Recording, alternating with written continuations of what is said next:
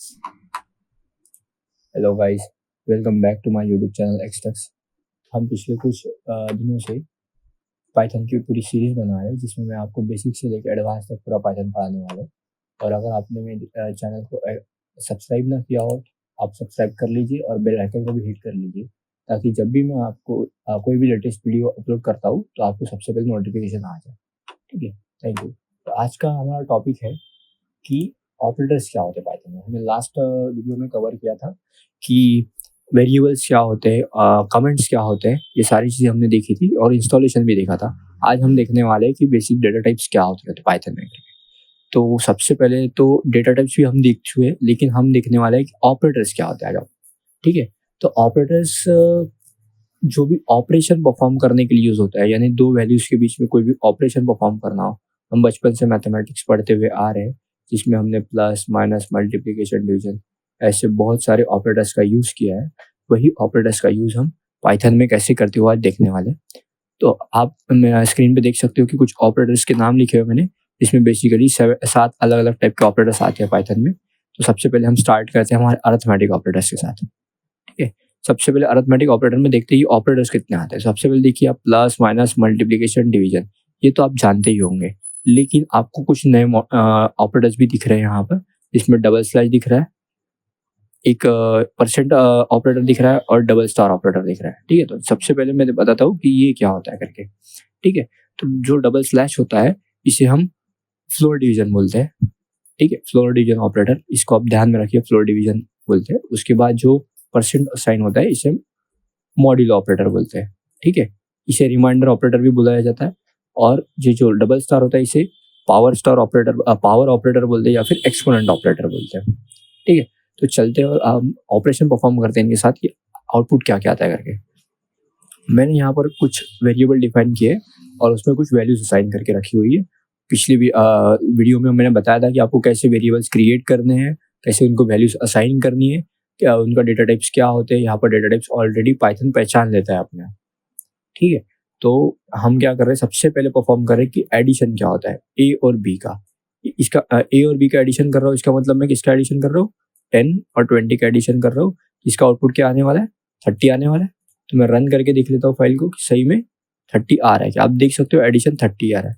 वैसे ही मैं आगे बढ़ता हूँ और दोनों का सब्सट्रैक्शन भी परफॉर्म कर लेता हूँ। ठीक है, तो जैसे ही सब्सट्रैक्शन परफॉर्म करता हूँ मैं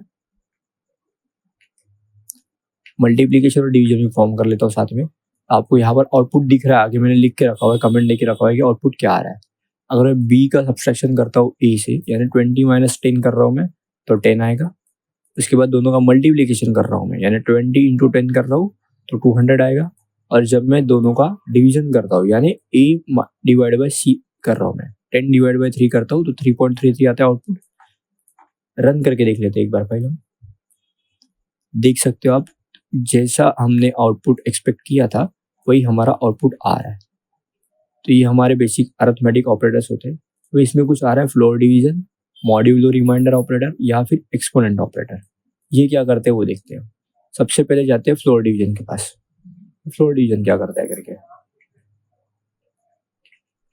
और मॉड्यूलो क्या करता है। ठीक है, फ्लोर डिवीजन क्या करता है, ये डिवीजन करने का ही काम करता है। लेकिन हमने क्या किया था, सेम देखिए 10 डिवाइड बाई 3 किया था तो हमको डेसिमल में वैल्यू मिली थी। लेकिन यहाँ पर फ्लोर डिवीजन हमें क्या करता है, राउंड करके वैल्यू देता है। ठीक है, तो राउंड करके कैसी वैल्यू देता है ये हमेशा देखना कि फ्लोर डिवीजन नाम में ही फ्लोर है। ठीक है, तो हमेशा ध्यान में रखना फ्लोर क्या होता है, हमारे पैर के नीचे होता है। तो हमेशा ध्यान में रखना कि जो भी राउंड होगा वो हमेशा डाउनवर्ड्स राउंड होगा। ठीक है, यहाँ पर देखिए 3.33 आया है आउटपुट हमारा। ठीक है, डेसिमल में। लेकिन जब हम फ्लोर डिवीजन करते हैं तो ये आउटपुट हमारा 3 ही दिखाएगा। अगर मैं इसे, अगर कोई वैल्यू हमारी 4 समथिंग हो जाती है, यानी 9 भी हो जाती है, 4.9 भी होती है हमारी वैल्यू, तो ये हमेशा 4 ही दिखाएगा मुझे फ्लोर डिवीजन में। इतना ध्यान में रखना है कि हमेशा ये डाउनवर्ड्स राउंड करेगा फ्लोर डिवीजन। उसके बाद मॉड्यूलो या फिर रिमाइंडर ऑपरेटर। ठीक है, डिवीजन करने के बाद रिमाइंडर कितना बचता है वो बताता है हमें मॉड्यूलो ऑपरेटर, यानी परसेंट ऑपरेटर। ठीक है, और जो एक्सपोनेंट ऑपरेटर है ये हमेशा हमें पावर बताएगा, यानी जिसे हम मैथमेटिक्स में करते हैं n to the power x या फिर 2 टू द पावर 2 करते हैं, तो 2 टू द पावर 2 हमेशा 4 होता है। वैसे यहाँ पर मैं क्या कर रहा हूँ, 10 टू द पावर 3 कर रहा हूँ, इसका मतलब कितना हो, 10,000 हो जाएगा।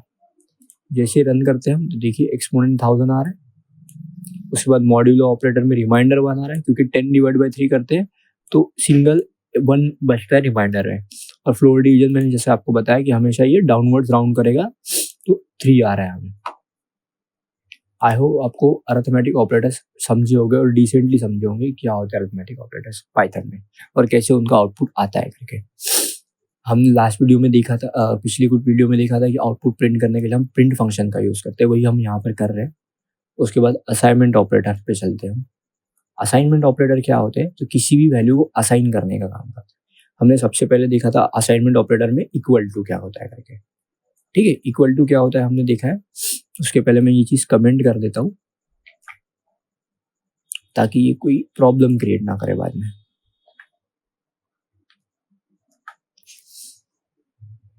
ठीक है, चलते हैं हमारे असाइनमेंट ऑपरेटर्स पे।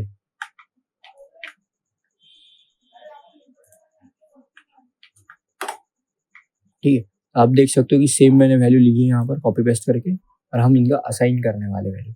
सबसे पहले तो आप देख रहे हो कि ए को असाइन किया है मैंने 10, बी को 20, सी को 30 और डी को 10। ठीक है, तो ये डिसेंट नॉर्मल असाइनमेंट ऑपरेटर होता है जो इक्वल टू असाइन करने का काम करता है। उसके बाद आपको दिख रहा है कि plus equal to, minus equal to, divide equal to या फिर मल्टीप्लीकेशन इक्वल टू। ठीक है, ये ऑपरेटर्स क्या कर रहे हैं, ये कुछ ऐसे कर रहे हैं। फॉर एग्जाम्पल मैंने ए की value A plus equal to 2 कर रहा हूँ, यानी मेरे पास ए की वैल्यू कितनी थी, 10 थी। यानी मैं क्या कर रहा हूँ कि ए की वैल्यू में 2 ऐड करके वापस ए को ही रीअसाइन कर रहा हूँ, ये कंप्लीट वैल्यू। ठीक है, तो अगर मैं इसी को एक्सपांड करता हूँ आगे, यानी ए में मैं क्या कर रहा हूँ, ए की वैल्यू +2 कर रहा हूँ। ए की वैल्यू क्या थी मेरे पास, यहाँ पर 10 थी, 10 + 2 कितना हो जाएगा, 12 हो जाएगा। तो जैसे मैं ए को प्रिंट कर रहा हूँ यहाँ पर, तो मुझे ए की वैल्यू मिल रही है,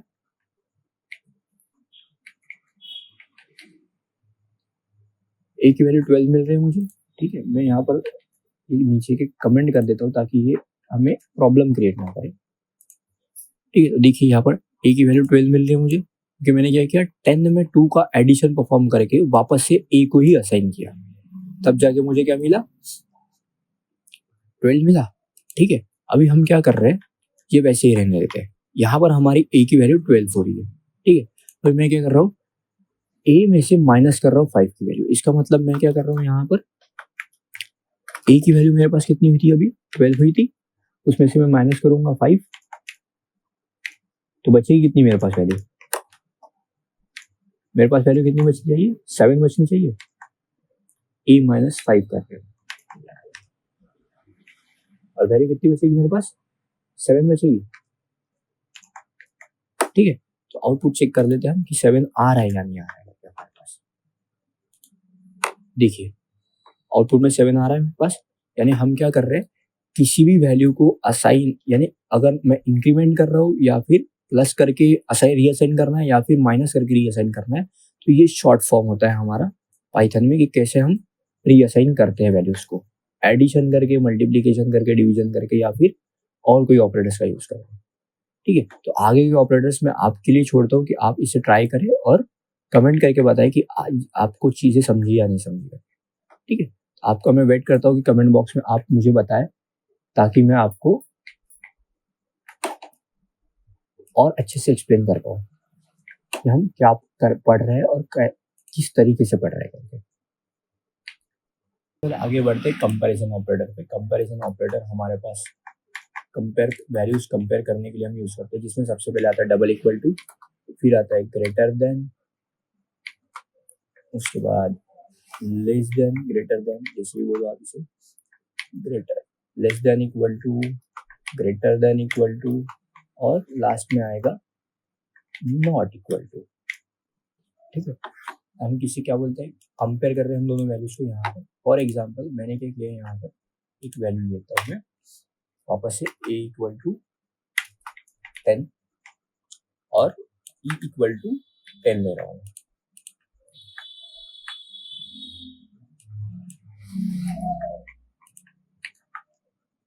ठीक है, मैंने क्या किया यहाँ पर, a इक्वल टू 10 लिया, e इक्वल टू 10 लिया, और मैं दोनों का कंपेयर कर रहा हूँ कि ये सही में इक्वल है क्या। दिखने में तो इक्वल लग रहे हैं, रन करके चेक कर रहे हैं, ये फॉल्स है, इतना हमेशा ध्यान में रखना, कंपैरिजन ऑपरेटर हमेशा जो आउटपुट देगा वो हमेशा बूलियन आउटपुट देगा, हमेशा बूलियन आउटपुट देगा कंपैरिजन ऑपरेटर। ठीक है, उसके बाद हम देखते हैं कि यहाँ पर हुआ क्या करके। अभी हमने ए में जो वैल्यू दी है वो इंटीजर टाइप वैल्यू है, ठीक है, और जो ई में वैल्यू दी हुई है वो है स्ट्रिंग टाइप वैल्यू। तो हमेशा ध्यान में रखना जो कंपैरिजन ऑपरेटर होता है ये वैल्यू के साथ साथ वैल्यू का डेटा टाइप भी कंपेयर करता है। तो ये दोनों चीज़ें कंपेयर करता है, ये हमेशा ध्यान में रखना है आपको। ठीक है, उसके बाद देखते हैं हम कि ग्रेटर देन और लेस देन क्या होता है। ठीक है, ग्रेटर देन लेस देन तो आपको पता ही होगा। एक और ले लेता हूँ मैं, बी इक्वल्स टू 8 ले लेते हैं। ठीक है, और यहाँ पर प्रिंट करके देखते हैं कि ए की वैल्यू ग्रेटर देन बी है या नहीं है करके। हमें आउटपुट क्या मिलेगा? ट्रू मिलेगा, क्योंकि ए की वैल्यू यहाँ पर ग्रेटर देन बी है। ठीक है, उसके बाद मैं सेम चीज करता हूँ मैं, लेकिन यहाँ पर मैं लेस देन कर देता हूँ। इसका मतलब क्या हो जाएगा? फॉल्स हो जाएगा। ठीक है, बिल्कुल सही, इसका हो जाएगी फॉल्स हो जाएगी। यहाँ पर रन करके भी देख लेते हैं। सबसे पहले ग्रेटर देन का ट्रू आ रहा है और लेस देन का फॉल्स आ रहा है। उसके बाद जब मैं बोल रहा हूँ कि ए की वैल्यू प्रिंट ए की value greater than equal to 10 है, इसका मतलब मैं क्या बोल रहा हूँ कि ए की वैल्यू या तो ग्रेटर होनी चाहिए या तो इक्वल होनी चाहिए 10 से। ठीक है, तो हमें यहाँ पर क्या मिल रही है? ए की वैल्यू 10 से इक्वल है तो ट्रू प्रिंट करेगा। अगर मैं यही चीज कॉपी पेस्ट करता हूँ नीचे और ए की वैल्यू ग्रेटर कर देता हूँ मैं 10 से, तो अभी ग्रेटर भी है, तो क्या कर रहे हैं यहाँ पर? सॉरी, यहाँ पर गलत हो गया। मैं क्या कर रहा हूँ? 4 से मैं ग्रेटर देख रहा हूँ, तो मुझे ए की वैल्यू ट्रू मिलेगी। लेकिन अगर यही चीज मैं ए की वैल्यू ग्रेटर देन बोल रहा हूँ 14, ए की वैल्यू तो 10 है मेरे पास, लेकिन वो हमेशा वो क्या रहेगी? लेस देन रहेगी। ठीक है, तो यहाँ पर क्या मिलेगा? मुझे फॉल्स मिलेगा। आई होप आपको कंपैरिजन ऑपरेटर, असाइनमेंट ऑपरेटर और अरिथमेटिक ऑपरेटर, ये तीनों ऑपरेटर्स बहुत अच्छे से समझ में आए होंगे। ठीक है, अगले वीडियो में हम देखेंगे कि बाकी के जो बचे हुए ऑपरेटर्स हमारे वो मैं पार्ट 2 में डालूंगा। ये वीडियो थोड़ा लंबा होता जा रहा है, इसलिए अगर आपने मेरे यहाँ तक आने के बाद भी अगर आपने मेरे यूट्यूब चैनल को सब्सक्राइब नहीं किया हो, आप मेरे चैनल को सब्सक्राइब कर लीजिए। और मेरा इंस्टाग्राम पे हैंडल भी है जिसको आप सब्सक्राइब कर सकते हैं, जिसपे मैं कुछ लेटेस्ट पोस्ट डालते रहता हूँ या फिर कुछ इंटरव्यू रिलेटेड से रील्स डालते रहता हूँ। इंटरव्यू में क्वेश्चन कैसे पूछे जाते हैं या फिर मैं कोई क्वेश्चन फेस करता हूँ, उस क्वेश्चन को मैं यहाँ एक्सप्लेन कर देता हूँ कि इंटरव्यू में क्वेश्चन कैसे पूछे जा रहे हैं करके। ठीक है, तो अभी कैसा है कि 24 चल रहा है, 2024 चल रहा है, जून महीना खत्म होते हुए आ रहा है ये। ठीक है, तो जो हायरिंग है वो अभी स्टार्ट हो रही है धीरे धीरे, तो आप इंटरव्यू के लिए प्रिपेयर करिए और यहाँ से जो अभी रिसेशन है वो थोड़ा थोड़ा कम होते जाएगा। तो ये चीज़ को आपको ध्यान रखना है और चैनल को सब्सक्राइब कर लीजिए और बेल आइकन को हिट कर लीजिए। Thank you so much.